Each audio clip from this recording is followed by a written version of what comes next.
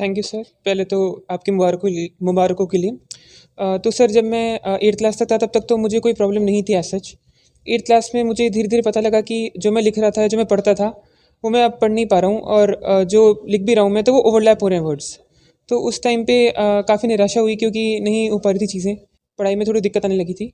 तो तब मेरी मम्मी ने जितना भी सिलेबस था, नोटबुक्स थी, बुक्स थी, क्लास नोट्स थे, एनसीईआरटीज़ थी, वो सब उन्होंने मुझे पढ़ के सुनाई, जिसको मैं सुन के याद करके एग्ज़ाम में लिखवा सकता था। फिर उसके बाद में स्कूलिंग कंप्लीट हुई। उसके बाद मैं अपने कॉलेज में गया। मैं हिंदू कॉलेज में गया। स्कूल का भी काफ़ी सपोर्ट रहा मुझे पूरा प्रमोट करने में। उन्होंने मुझे कभी डिमोटिवेट नहीं किया, बल्कि मोटिवेट ही किया। मैं सेंट जेवियर स्कूल जयपुर में था। फिर कॉलेज में जाके कोविड आ गया। कोविड में मुझे मौका मिला कि मैं यूपीएससी की प्रिपरेशन स्टार्ट करूं, जो एक सपना पहले भी था। पर कोविड ने मुझे वो अपॉर्चुनिटी दी, वो टाइम दिया कि मैं इस तरफ आ पाऊँ। उसके बाद में मैंने स्टार्ट करा मेरा प्रिपरेशन, और ये मेरा सेकंड अटेम्प्ट था। फर्स्ट अटेम्प्ट में मेरी प्रीलिम्स तो क्लियर हो गया था, पर मेंस क्लियर नहीं हो पाया था, और अभी मेरी ऑल इंडिया रैंक 91 आई है। जी।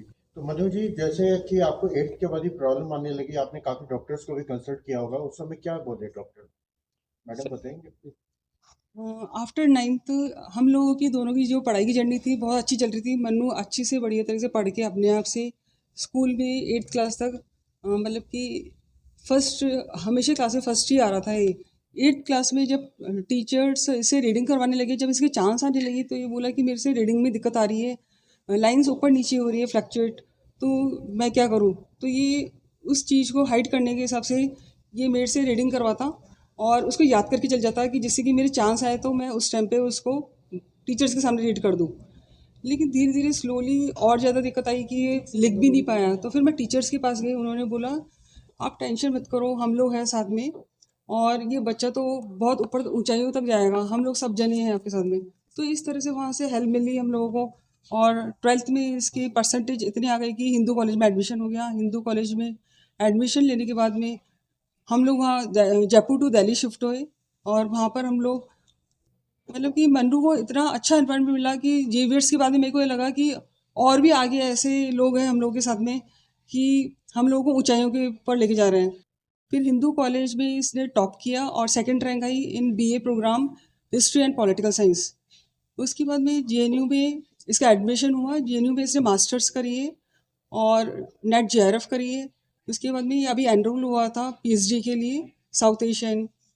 और ऐसे करते करते जब यूपीएससी की जर्नी थी बीच के अंदर, तो मेरे को ये लग रहा था कि इतना ब्रॉड सिलेबस है, इसको कवर करने के लिए बहुत ही दिक्कत होगी। लेकिन इतने हर्डल्स के बाद में मन्नू ने मेरे को इतना महसूस नहीं करवाया कि ये यूपीएससी का एग्ज़ाम है। इसे बोला कि बस है ना, नोट्स लिखना जो मैं बोल रहा हूँ, बाकी का मैं अपने आप से करूँगा। तो notes, short notes, very short notes इसे मेरे हाथ से करवाए। और उसके बाद में जब एग्ज़ाम के पहले 5 मिनट का जो टाइम मिलता है, 10 मिनट का, उसने रीड करवाए, और एग्जामिनेशन हॉल में गया आराम से, और इससे बोला कि मेरे एग्ज़ाम बहुत अच्छे हुए हैं। इंटरव्यू वगैरह इसी प्रोसेस में इंटरव्यू भी हुए इसके, और लास्ट में इसका जो इसका रिजल्ट आया। सर मैं यूट्यूब पे जब पहले देखा करता था वीडियोस, तो काफ़ी वीडियोस मुझे सजेस्ट होते थे कि एडिटोरियल्स की या फिर न्यूज़पेपर डिस्कशंस की। वो फ्री ऑफ कॉस्ट होते थे, तो मैं वो देखा करता था ताकि मैं करंट अफेयर से अब खुद को यूज़ टू कर पाऊँ। क्योंकि इनिशियली न्यूज़पेपर पे एकदम से स्विच करना काफ़ी मुश्किल टास्क था, तो वहाँ पे वीडियोस मुझे हेल्प करते थे। उसके बाद में मेंस के पहले मैंने मेंटरशिप ली थी फिज़िक्स वाला ओनली आईज में, जहाँ पे वो मुझे आंसर राइटिंग के लिए थोड़ा बहुत गाइड करते थे।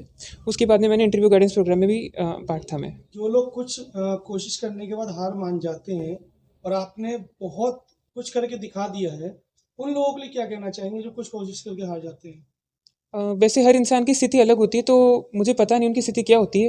हो सकता है वो अपनी स्थिति के हिसाब से सही कर रहे हो, पर अगर कोई केवल मोटिवेशन के लाक के कारण या फिर किसी चीज़ के कारण हार मान रहा है, तो मैं उनको ये कहना चाहूँगा कि अगर उनसे हो सकता है, अगर उन्होंने रैशनली सोचा है कि वो करा जा सकता है, तो उनको बिल्कुल इसमें ट्राई करना चाहिए। किसी भी चीज़ में लाइफ की, ना केवल यूपीएससी, लाइफ बहुत बड़ी चीज़ होती है, और भी बहुत चीज़ें होती है।